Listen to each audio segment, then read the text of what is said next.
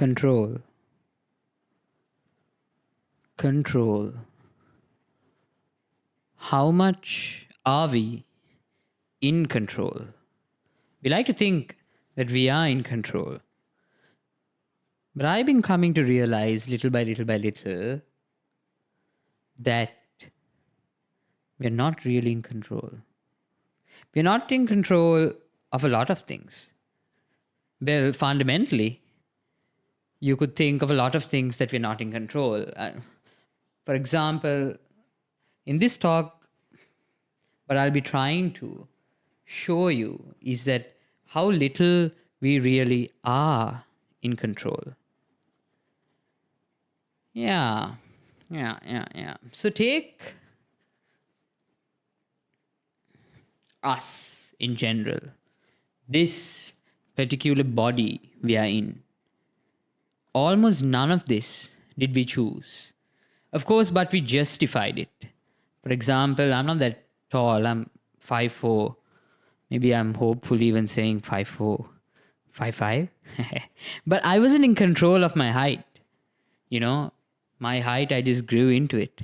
And then maybe I could say something like, it's not my height that counts. I make up for it from my personality, from my ability to talk and convey. That's what I'm into. I say those things, but then I justified it after it happened. It's not like I really chose my height. Hell, if I had to choose my height, I probably would have chosen something much taller. I mean, why not? But a lot of things we don't really choose. Another example would be where we are born to, our country. We didn't really choose to be born to Sri Lanka. Or if you're listening from elsewhere, you didn't really choose to be born in that particular region. But yet, here you are. And for those of you who are extremely proud of your nation, I see it. I see why you should be. There are reasons we can feel proud, but we didn't really make that choice to be born here. So, what really are we proud of? Why are we proud of it? We can be grateful, but why are we proud of it? I don't know. Then we have our bodies. We are in these flesh sacks, or we think we are in this flesh sack, however, we feel this flesh body. But we didn't really choose any of this. We don't even choose how our food is digested. We don't choose how our cells multiply. We didn't even choose to walk or breathe. We didn't design any of this. Yet here we are. Are we in control of our bodies, or did our bodies happen? Our bodies happened and we can justify it. But it happened, and here it is. The control factor for all of this is non-existent. Because we are not really in control of our bodies. Sure. Up to a certain extent, we can control it. And that's where I think it's important. I'm not saying we are 100% out of control, but I think overall, 90% we are not in control. Oh, and then of course you could bring out, hey, even though I might not be in control of the outside, I am control in the inside. Within me, I can reign, I can rule, I can conquer within. But not really. I think we can suppress. If we find something valuable, for example, one person can think, I'm getting angry a lot. Oh, I'm getting a lot of sexual urges. Oh, I'm getting, something. And you don't like that about you. And you can fundamentally change this characteristic. But you take a lot of time to do it. You can't change a characteristic within days, weeks, or even months, maybe even years. Like, it takes a long period of time. People are born with inherent characteristics. Like there are characteristics people are born with. I inherently am not a hardworking person. I would rather not work. I would rather just be free. But there are people who are easily motivated and who are hardworking. These are characteristics. It's like writing a poem. I can write poems. It just comes to me. I'm not saying I'm talented or anything, but I can write poems. But not everyone can. Not everyone can put their thoughts into, I guess, a certain sort of rhythm or whatever that is. But I didn't really learn it either. It just happens. And I can't really choose a time and a place and be like, I'm going to write a poem now. No, that also just happens. So, am I really in control of this poetry thing? Or does this poetry thing just happen? I've been having some thoughts because my exams are coming up. My exams are in around 3 months, I guess. Yeah. And it's high time. It's high time I started studying. And I would love to just sit down and from morning to night just be at my books and finish off my final medical year exams. But sadly, I'm not in control of that. I go to my books, I turn up the pages, I look into the topic I want to be studying, but I just can't. My mind wanders and I cannot focus. I cannot focus on the words. It just doesn't happen. My mind just goes elsewhere. And even if I am reading, I'm just reading. I'm not just retaining any of that knowledge or trying to understand. Well, there are several reasons for this. You, as the listener to this conversation for the first time, may think, then you're probably not interested in that subject. Yeah, I'm not really interested in this subject. It doesn't really fascinate me. So that's one. One, I don't really know if I'll practice or not. The next one being, I don't know. I don't think I will. I think it's way too much effort. So why am I doing it? That's funny. I don't know. I think I just am in this situation. In this situation where I am expected to do it. I never really actively chose this field. This field just happened to me. Yeah? I'm not saying I resisted it enough, but I resisted it more than I chose it. And however, this field still seems to have happened to me. This sequence of events still seem to have happened to me. And I think that's kind of fascinating. It again makes me question how much in control I am. How much in control I am over me studying. I noticed that last minute, a few days before the exam, I could study from morning to night. It's like Hulk, Bruce Banner, he doesn't really decide to get angry. He gets angry, he becomes Hulk, he becomes really powerful, and snap, it's over. Like he didn't decide that. It just happened to him. He just got angry and he just became strong. He didn't really have control over it. In the same way, I don't think I have control over this either. I try to study, but I can't.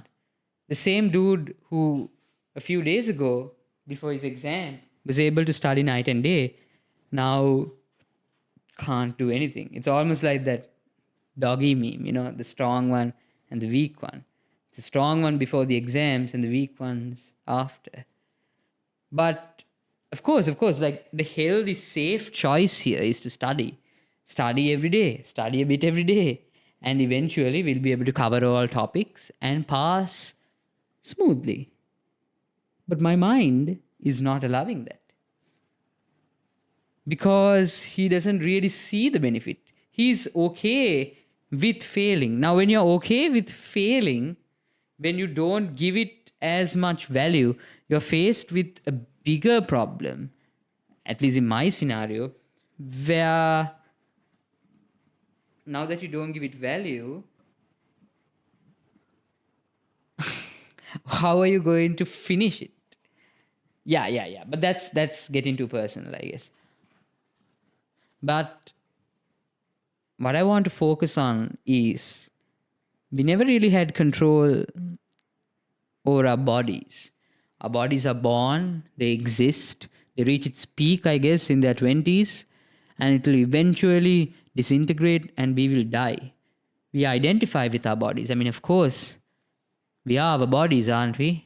Or our bodies are us at certain times throughout our life. But not always. Sometimes we are our thoughts.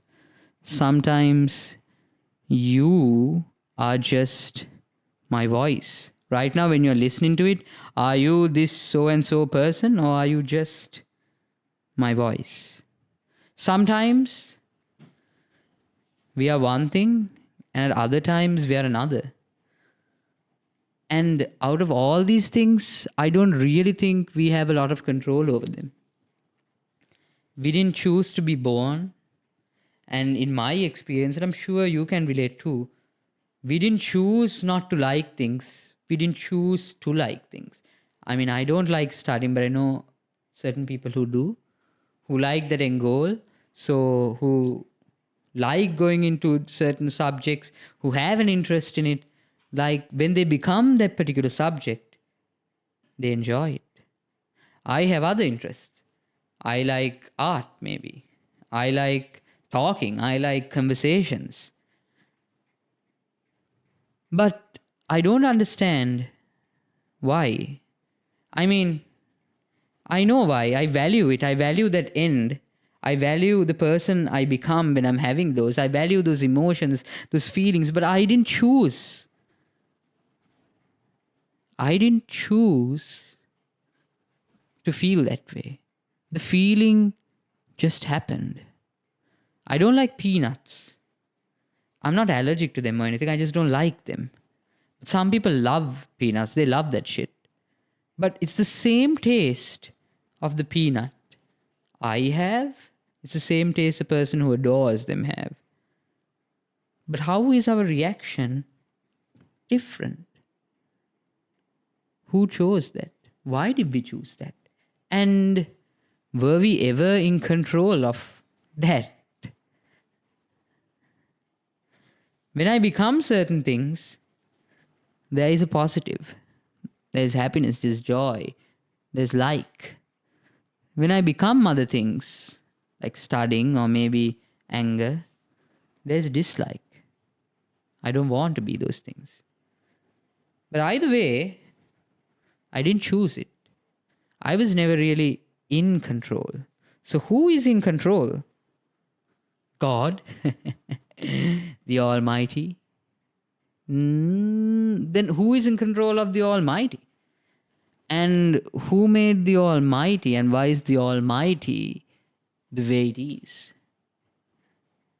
Who is in control of the Almighty? See, the problem with putting this to a higher power is that there is no end to it. It's like you're giving it on like a bigger thing, but then there's no explanation for the bigger thing. And then in order to really understand life, then you should understand the bigger thing, but you can't. But I think it all happens inside. The reason that some of us become the peanut and some of us like the peanut and some of us hate it. There was nothing wrong with the peanut. There was something happening within our minds when it became the peanut, which we didn't really choose. I didn't really choose to be here in this degree. It's more like a sequence of events happened and I was kind of obliged to say yes. And what's funny is I tried to resist it. I tried to quit. But the world didn't love me. I'm not saying I couldn't have quit. I could have quit. But there would be so much I would be disappointing. My parents, all that money wasted, I guess. It's just that we think when we are small, we are made to believe that we hold the world in our hands, that everything is a possibility. It feels fresh. Like, when you're at school, like, oh, what do you want to be? You can do it. It's all there. The world's out there for you. Go get it. But I don't think that's true. I think certain things happen to us, and we are mostly, almost all the time, obliged towards one thing, and we make a decision. And our decisions are also almost pre planned. Like, it's almost pre planned. Based on our feeling, it's easy to follow decisions.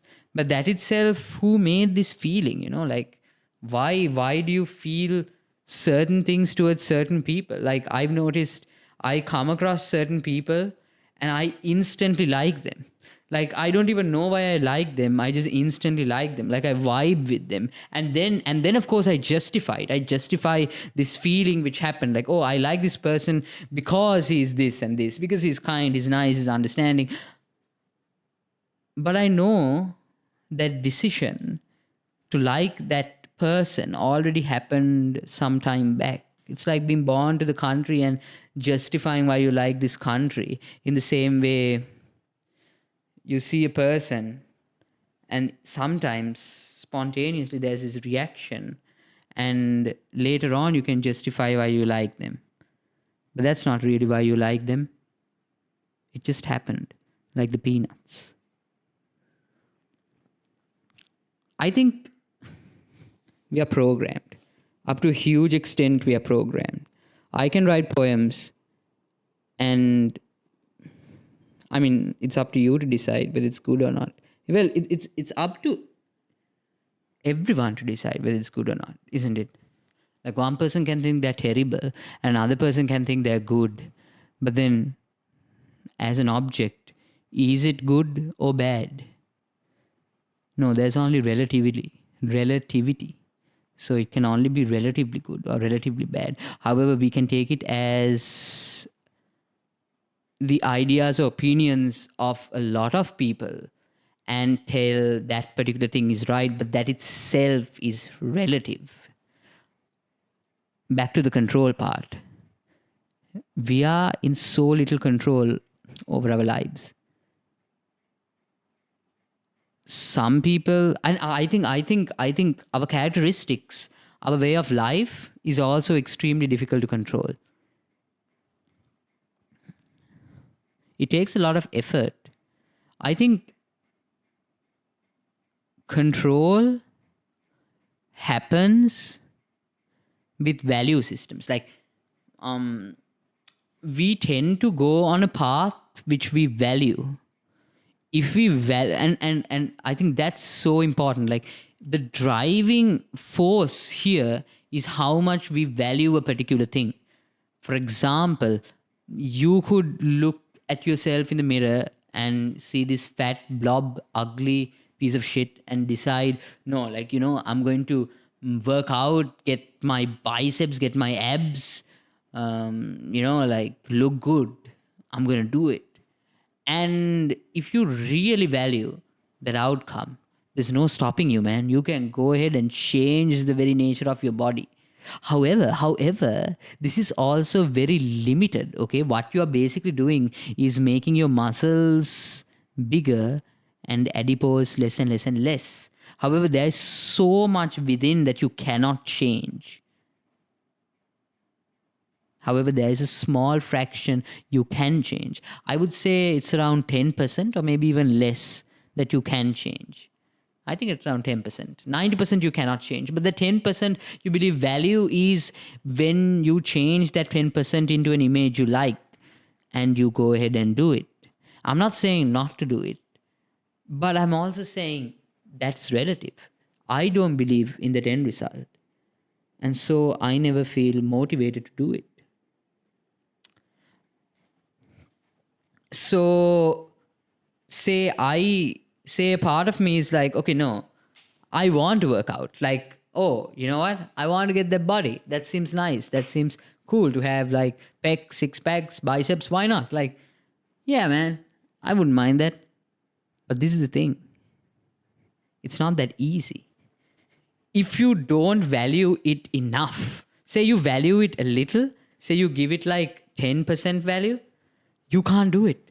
You won't get those abs.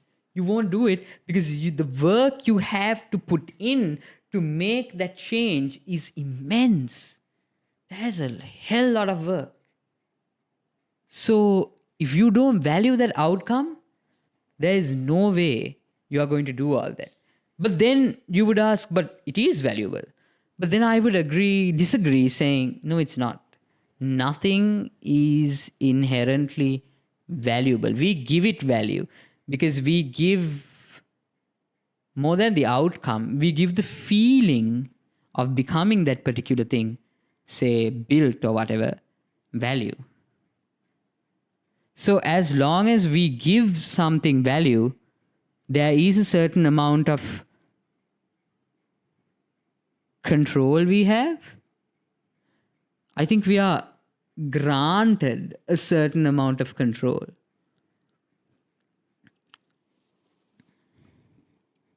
Because otherwise you would never put in the work. But now here is the other part. There are certain things within you which work, which are like not too solid, which are semi-solid, where you can work up to a certain extent. For example, like you don't really have to externally push it. Your mind anyway somewhat works according to somewhat of a thought pattern. Let's take me and speaking. Like I'm relatively good in conveying what I'm thinking. I'm not saying I'm a master of it or anything, but compared to the relative person, I can speak what I'm thinking and I can express it up to a certain extent. But I didn't really choose this entire thing. Some people are really good at speaking by birth, but they do not think of the pauses, the emphasis, the pattern of speaking. They did not consciously make a choice to do any of this. They're just good at it. So why are they good at it? I think it's a result of valuing to speak that way. And this is the resultant. This is the resultant we are experiencing. So if you want to get to a particular resultant, you need to first value it and then work towards it. But it's more than that, I think. I think it's not just work. I think it's a blessing, it's also a blessing. It's like, if you want to get that six pack and that's, say, your sole objective, you also got to be blessed up to a certain extent. One, for you to have an innate kind of motivation to go to the gym, because some people won't have that. In the same way, two people can really want to become a doctor. Two people can really want, person A, person B really want to become a doctor. But person A may be inherently gifted in studying compared to person B. So person A, in order to get a degree, would have to do like relatively less work because their mind is already attuned to that pattern of studying. It just goes there. So that's like a blessing. They both wanted it, maybe they wanted it the same, but this is where I believe in merit or kusal or whatever. That goodness, you need to have done a certain amount of merit to be able to become what you want to become, to have those characteristics. Yeah, so another person might be really hardworking, he really wants to do it, but he can't. It's hard for them. It's hard for them because their minds are not trained that way. They can't maybe retain the knowledge, they maybe can't concentrate for a long period of time, but they really want it. So yeah, some things I think are a blessing. So, how much in control are we? How much control do we have?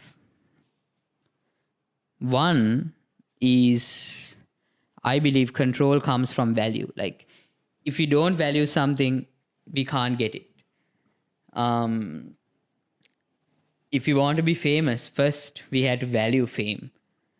I think people who, yeah, I think people who do become famous, they have at one point at least valued fame, and that is why they're there. Like, no one's going to get anything they want and be at a positive if they didn't value it in the first place. So, what I want to say is the world, oh, and that's the other thing, the world is out of control. You may have a certain model that you would expect this world to be in, but that's not even, that's stupid. That's stupid expecting. I think expecting any model from the world is kind of stupid. This world is extremely not to our liking. It's crazy. Like, there are things, but there are few things, but that's because we are so desperate to find something that would fit our model. But most of it, it's not. It's not fitting our model. Our parents don't fit our model. Our friends don't fit our model. I mean, they do sometimes, and that's why we love them. That's why we love them, because we love our model. But sometimes, most of the time, they don't fit in. They don't fit in to that frame. And that's when friends stop being friends. I mean, parents, you are just born into that, no? So it's almost luck. It's luck if they fit your model. Like, I've seen parents who their child, they say conservative parents. If the nature, take a girl, okay, take a girl. Say they're a conservative type of girl, like they don't really want to go out, they're comfortable, their comfort zone is being that shy kind of girl. A conservative set of parents would do great for them, like superb, like they would love that kind of parent. But say the girl is like this liberal kind of character who wants to like go around and just experience herself to the max or whatever. Those parents are going to be a huge obstacle, and you can hate your parents very easily. I mean, it's both. I mean, it's the same set of parents, but it's a blessing to be born into the same set of parents, completely dependent on your characteristic. And that itself is not in your control. The parents are not in your control. The friends are not in your control. And ultimately, you who is making this picture, this framework, this model of how the world is supposed to be, even that is not in your control. Even you are not in your control. Your body is not in your control. Your mind is not in your control. You see certain things, you get happy. You see certain things, you get sad. Did you decide to get happy or sad on seeing those things? Or did that just happen? That just happened, didn't it? You saw that girl and you thought, wow, she's pretty. But did you decide that she's pretty? Did you look into the symmetry of her face? Did you look into her complexion? Did you really dive into a multitude of things and come to a well calculated decision that she's pretty, or did it just happen? Did you just happen to get a feeling like, wow, she looks hot? Hot like hell, eh? Hey, no sexism intended. But you get what I mean, yeah? Like, we didn't decide that. I didn't decide for starting to suck. Like, I didn't decide it to become a negative. It just became a negative. It was all pre planned. It's almost like this mind of ours, when it became these certain things, it just inherently, out of practice, out of following that program, just became that. But it was beyond our control. Happiness and sadness was beyond our control. The character we are is beyond our control. The world was out of our control, and so was I. We were both out of my control. I got frustrated that the world didn't fit my image, but I don't fit my image either. Then who is this I which has an image of the world and of myself? Why does that exist? And say I do become this image. I am able, say, I do have enough money and power to bend the world into the way I want it. And say I have enough blessings to bend my mind to the way I want it. Will I be happy then? No. Because that is something which rises and ceases. It's just a moment and then it's gone. So, what was the point of doing all of this? It was pointless. You did it for a few seconds of joy, something which you couldn't sustain, but you went ahead and did it anyway. So we are not really in control, are we? We're not. But we are in control. We are in control of certain things. There is a pre-decided rhythm that is within us. It's there. And it's unique from person to person, this rhythm. However, it runs on like the same bit of coding. But if you take that coding aside, there was a rhythm. But it's this coding, this multiplying, reproducing nature of our mind which makes us exist throughout. For example, if you like being a helping individual, you're going to keep on trying to become that because you liked it was a positive when you became that particular thing. So you are going to spend the rest of your life trying to become that positive. Now, this positive you must value. If you don't value this positive, it's kind of, you won't do it. Like the motivation for that won't exist as much. But also, the motivation for that exists because there was a positive. Like if you didn't feel a positive, why would you be motivated anyway? Would you travel 1,000 miles just to stare at something so valueless, like, say, a broken pencil, a shattered glass? You wouldn't, no? You wouldn't put all that effort. But now, if that shattered glass is diamond, if you think it's like the last remaining piece of extremely rare glass which you can only see once in a lifetime, then you would go that 1,000 miles because now you put in value into it. But then the moment you find out that glass is not really all that rare, it's not, it's just a piece of glass where you could have just seen it in your own home without even taking a few steps, then the whole journey becomes pointless. But as long as you believe that lie, you did get a certain positive. It's not really the glass we valued. We valued that positive, the positive that our mind became. What's the point after that? After we get that positive, there's none. You get it and it goes, and you go finding the next piece of glass, the next peanut, which may or may not make you happy. I mean, that's not in our control either. Sometimes the things which bring us pleasure can bring us pain. Who's to say that even though we secure it and we are able to experience it again and again, it's going to give us the same feeling? Even that's beyond our control. Sometimes what gives us pleasure rises and ceases. And we are just desperately trying to hold on, trying to experience that again and again and again. But maybe we won't even have the circumstances to experience it again and again.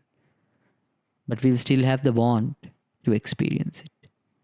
But even though it was a pointless program, but yet we kept at it. Yeah, so I just want to talk about control. And don't get too caught up in it. The world or your mind, both. Let it just happen. But there's a good balance which needs to be achieved. If you don't do anything and if you just let it go, it will just go.